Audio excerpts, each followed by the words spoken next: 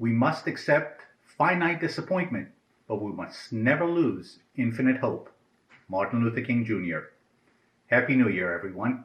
My name is Joseph Yagar. Welcome to another Life in Perspective broadcast. Our objective is to provide thought-provoking discussions so you can optimize your perspective on life.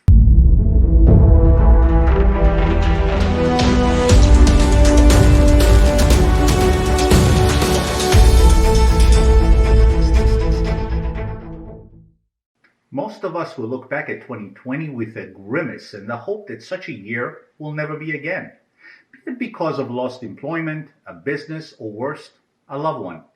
I would even dare say that everyone, no matter how mentally tough, felt anxious and dread at some point, and perhaps still does. It was no ordinary year is an understatement. But today's message isn't about commiserating and dwelling on the past. None of us know what's next with the lingering uncertainty and will be better served moving on with a rejuvenated mindset that carries us through what's ahead rather than wallow in the past. My objective today is to do my part in helping us all heal and encourage you all to do the same for others. Before I continue, please consider subscribing to the channel if you haven't already done so by clicking the subscribe link below. It's free and would be much appreciated. You may also follow me on Facebook, Instagram, and Twitter. If 2020 was your first exposure to chaos and uncertainty, it may have certainly at times felt like the end of the world is upon us. It all happened so fast and the world as you know it shattered. And since you likely grew up getting your information from mainstream and social media, you were rarely given a chance to hear and read the truth and make a rational assessment of what is credible and what you should do next. You want to stay informed and end up misinformed. And to top it all off, you're trying to decipher all that in isolation. How are you supposed to react or feel? Now, if you've been around for a few decades, you may not have liked what 2020 had to offer any more than the rest of us. You may have even had much more to lose and fight for, be it a family or a business and employees who depend on you, and perhaps older parents with susceptible health. And even if you've experienced hard times before, have seen civil unrest close to home and chaotic politics, you likely found it hard at times to try to make sense of it all and find some peace.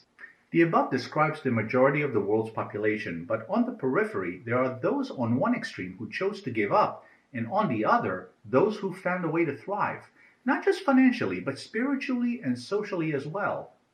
I'm grateful to have had such people around me this year because 2020 tested me relentlessly. Like most of you, I've experienced finite disappointments, but haven't lost infinite hope, and I'm here to share some. Some say that no matter how many times you revisit the past, there is nothing new to see. Although that may be true, it depends on why you revisit it.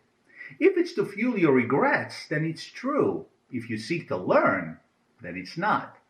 Look at your past challenges and hardships. What have you learned? Are you still standing? Are you worse or better off mentally and spiritually after 2020?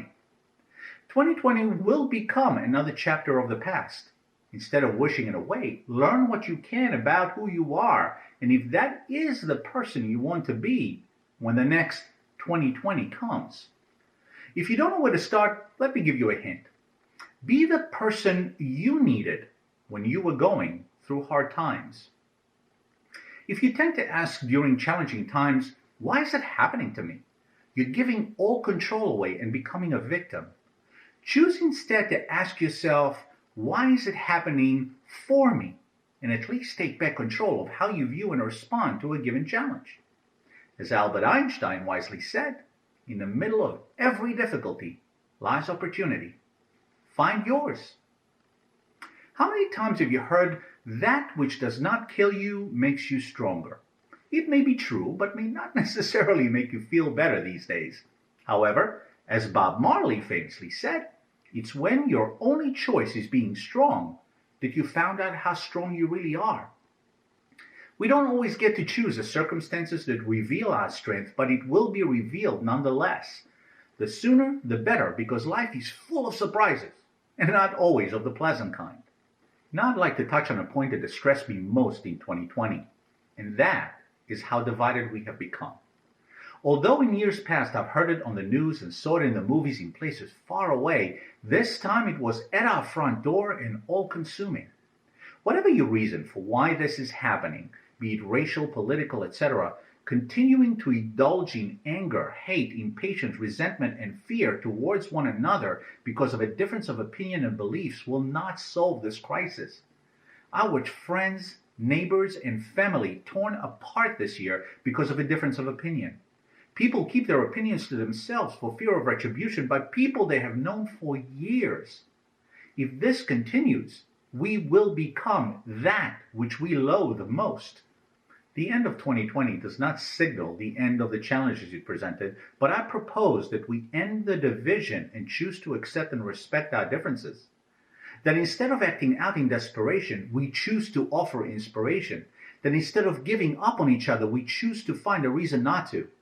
The way to become and remain free is to defend each other's freedom to be, learn from the past rather than dwell on it, and teach new generations to do the same. One of my favorite lessons in life is that every day is day one, a chance for a fresh start. However, it can easily become an excuse to put things off till tomorrow. Remember that one day we will run out of day ones and there is no turning back the clock. Day one is not an excuse, it's an opportunity. This is as good a time as any to seize that opportunity and choose to welcome the next crisis, and there will always be one, rather than dread it. If history taught us anything, is that no crisis lasts forever. That it isn't the beginning of the end, but rather a platform for a new beginning. Please like, subscribe, and share this video, and let me know what topics you would like my perspective on in the comment section below. Thank you for watching, and see you next time.